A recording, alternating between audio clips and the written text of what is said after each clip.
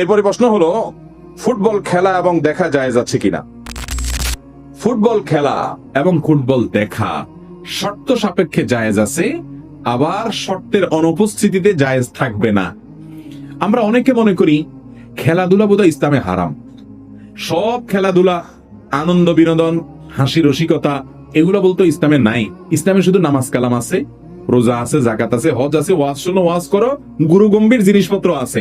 আমাদের দুনিয়াতে বেঁচে থাকার জন্য একটু হাসি, একটু বিনোদন, একটু খেলা, একটু আনন্দ, এগুলোর দরকার আছে না নেই? এগুলো ছাড়া মানুষ বাঁচতে পারে? মানুষ তো সামাজিক প্রাণী। সামাজিক অনেক বিষয় যেরকম তাদের দরকার হয়, বিনোদনমূলক অনেক কিছুরও দরকার। সেই বিনোদনের সকল ব্যবস্থা ইসলামে আছে। ইসলামে কোনো কিছুর অভাব বা সংকট নাই। মুসলমান যথেষ্ট সমৃদ্ধ। অমুসলমানের কাছ থেকে ধার করে কোনো কালচার বা সংস্কৃতি আনার দরকার নেই। মুসলমানের নিজস্ব সংস্কৃতি স্বয়ং সম্পূর্ণ। যেমন আমাদের প্রিয় নবী সাল্লাল্লাহু আলাইহি ওয়াসাল্লাম, তিনি কবিতা আবৃত্তি করার জন্য অনুমতি দিতেন। তিনি নিজেও কবিতা আবৃত্তি করেছেন। খন্দকের যুদ্ধের সময়, পরীক্ষা খনন করার সময়, মসজিদে নববী নির্মাণের সময়, এবং তাবুকের যুদ্ধের সময়, তাবুক নয়, আপনার হুনাইনের যুদ্ধের সময় তিনি কবিতা আবৃত্তি করেছেন। আনান নবিয়্যু লা কাযিব আনা ইবনে আব্দুল মুত্তালিব, তিনি কবিতা আবৃত্তি করেছেন। আল্লাহুম্মা আল্লাহুম্মা লা আইশা ইল্লা আইশাল আখিরা ফাগফির লিল আনসারি ওয়াল মুহাজিরা, এগুলো নবীজির কবিতা। কষ্টের সময় কষ্টের কাজ করলে কষ্ট দূর করার জন্য মানুষ দেখবেন শ্রমিকরা গান গেয়ে উঠে, আছে না? যে কষ্ট দূর করবার জন্য, হালকা করার জন্য আপনার খেতে খামারে কাজ করতেছে অনেকে, তো গান ধরে। এই গানের কথামালার মধ্যে যদি খারাপ কিছু না থাকে, এখন গান মানে তো দুই নম্বরই, গান মানে হলো যৌনতা, গান মানে হলো নোংরামি, অসভ্যতা বেশিরভাগ। কিন্তু গানের কথামালার মধ্যে যদি আমার রবের প্রশংসা থাকে, মা বাবার জন্য স্মৃতিচারণমূলক গান হয়, নিজের দেশ অঞ্চলকে ঘিরে কোনো গান হয়, তাহলে সেই গানে ইসলামে কোনো নিষেধাজ্ঞা নাই, যদি সেখানে মিউজিক্যাল ইনস্ট্রুমেন্ট ব্যবহার না হয়। নবীজি সাল্লাল্লাহু আলাইহি ওয়াসাল্লাম করেছেন। সাহাবীদের মধ্যে হাসান ইবনে সাবিত রাদিয়াল্লাহু তাআলা আনহু করেছেন, তিনি অনুমোদন করেছেন। একবার নবী করিম সাল্লাল্লাহু আলাইহি ওয়াসাল্লামের বাসায় আম্মা জান আয়েশা রাদিয়াল্লাহু তাআলা আনহা বলছেন যে তিনি শুয়ে আছেন, দুইটা বাচ্চা মেয়ে গান করছে, গান ধরছে। আবু বকর রাদিয়াল্লাহু তাআলা ঢুকে বলতেছে, আরে নবীজির ঘরে বসে গান, ধমক দিছে। নবী করিম সাল্লাল্লাহু আলাইহি ওয়াসাল্লাম উঠে এসে বলছেন, দাও হোমা, তাদেরকে গান গাইতে দাও। খালি গলায় গান গাচ্ছে, এখানে কোনো মিউজিক বাদ্যযন্ত্র নাই। গানের কথার ভিতরে খারাপ কিছু নেই। গজল মানে খোলা গলা, খালি গলার সঙ্গীত যেটাকে বলেন, যেখানে খারাপ কিছু নেই, সেটা তারা গাচ্ছে, কোনো অসুবিধা নেই। এখন গান তো মানেই হলো প্রেম প্রীতি। এখন গান মানেই কি? আরে প্রেম প্রীতি নামে অবৈধ যত সম্পর্ক আছে, এগুলোর যত গান আছে, এগুলাও দেখেন, এগুলো মানুষকে আরো অশান্তিতে নিয়ে যায়, এগুলো শান্তি দিতে পারে না। এই জন্য প্রেম প্রীতির যত গান আছে দেখবেন, জ্বলে গেল রে, পুড়ে গেল রে, শেষ হয়ে গেলাম রে, মরে গেলাম রে, ওই কপাল পড়া আসলে শেষ হয়ে যায়, ধ্বংস হয়ে যায়, ওর দুনিয়া বরবাদ, আখিরাত তো বরবাদ। কিন্তু আপনি যদি আল্লাহর প্রশংসায় গান গান, দেখবেন দিলটা ভালো লাগতেছে। আপনি যদি নবীর প্রশংসা, নবীর হাম পড়েন, দেখবেন দিলটা ভালো লাগতেছে, আপনার মনটা ভালো লাগতেছে। এগুলো নিষেধ না, এই বিনোদন ইসলামে আছে।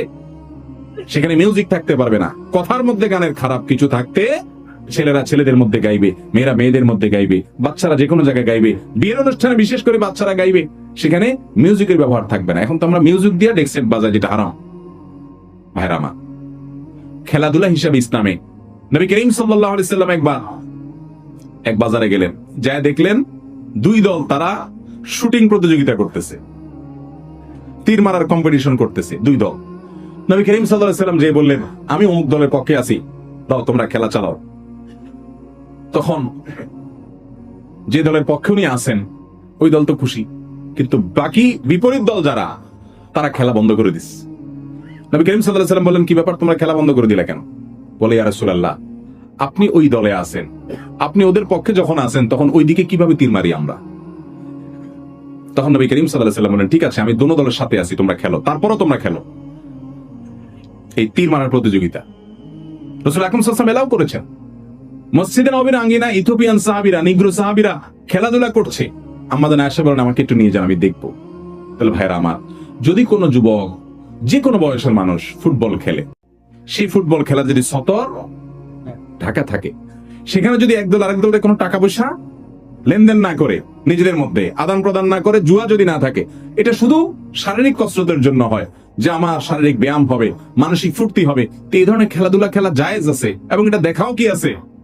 কিন্তু টেলিভিশনে যে খেলা আপনি দেখেন, সেখানে শুধু খেলাও দেখেন না আরো কিছু দেখেন, বরং খেলার চাইতে অখেলাই, এরপরে সেখানে আপনি সতর মুক্ত করা হয় সেটি দেখতে হয় আপনাকে, হারামের দিকে দৃষ্টিপাত করতে হয় আপনাকে, সেটা আপনার সালাত থেকে আপনার মনোযোগ নষ্ট করে দেয়। রাত বিরাত নাই, রাত 1টা বাজে 12টা বাজে, দেশের লক্ষ লক্ষ হাজার হাজার যুবক জেগে থাকে, তার পছন্দ দল খেলবে রাত 1টা বাজে 2টা বাজে 3টা বাজে, অথচ এই যুবকই জীবনে কোনোদিন তাহাজ্জুদের জন্য একটি বারের জন্য ভোর রাতে অপেক্ষা করে নাই। কি জবাব হবে আল্লাহর কাছে? এত আবেগ তোমার বুকে, এত ভালোবাসা, ওই ইহুদি খ্রিস্টানের জন্য, তার খেলা দেখার জন্য এত ভালোবাসা দিলা, রাতভর জায়গায় বসে রইলা, আল্লাহর হুকুম মানার জন্য কয় রাত জাগছো জীবনে? কোন মুখ আছে ভাইরা আমার? অতএব এই খেলাধুলা জায়েজ আছে, এইভাবে বিনোদন করলে সেটা জায়েজ আছে, এবং এটা দেখাও জায়েজ আছে। আমরা ইসলামটাকে শুষ্ক মনে না করি যে ইসলামে কোনো বিনোদন নাই, হাসি নাই, আনন্দ নাই, সবকিছু আছে ভাই, সবকিছু আছে। নবী করিম সাল্লাল্লাহু আলাইহি ওয়াসাল্লাম কৌতুক করতেন, রসিকতা করতেন, কিন্তু রসিকতা করে মিথ্যা কথা বলতেন না। এখন তো যুবকরা কয়েকজন একসাথে হইলে রসিকতা মানেই হলো সব 2 নম্বর কথা, খারাপ কথা, নোংরা কথা, বাজে কথা, বন্ধু বান্ধব মানেই হলো এটা। অথচ নবী করিম সাল্লাল্লাহু আলাইহি ওয়াসাল্লাম একবার রসিকতা করে, মজা করে একজন সাহাবীকে বললেন, ও 2 কানওয়ালা এদিকে আসো। ডাক দিয়েছেন কি বলে? 2 কানওয়ালা। তো 2 কান নাই, এটা বলে তিনি মজা করলেন, সবাই একটু আনন্দ পেলেন।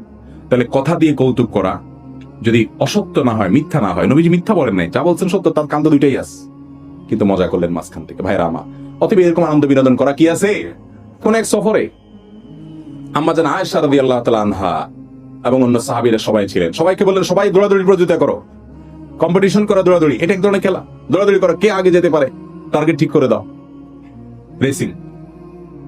এবং আয়েশা রাদিয়াল্লাহু তাআলাকে বললেন, আসো তুমি আমার সাথে কম্পিটিশন করো। তো একবার নবী করিম সাল্লাল্লাহু আলাইহি ওয়াসাল্লাম আগায় গেছেন, আবার স্ত্রীরে জিতিয়ে দিয়েছেন, জিতে দিয়ে বলছেন আগেরটার বিনিময়ে এটা কাটাকাটি।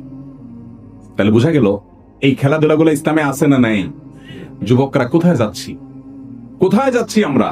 অমুসলিমদের কাছ থেকে ধার করার দরকার নেই, আমার ইসলামের সবকিছুই আছে, শুধু অনুসরণ করা দরকার। আল্লাহ আমাদের বোঝার তৌফিক দান করেন।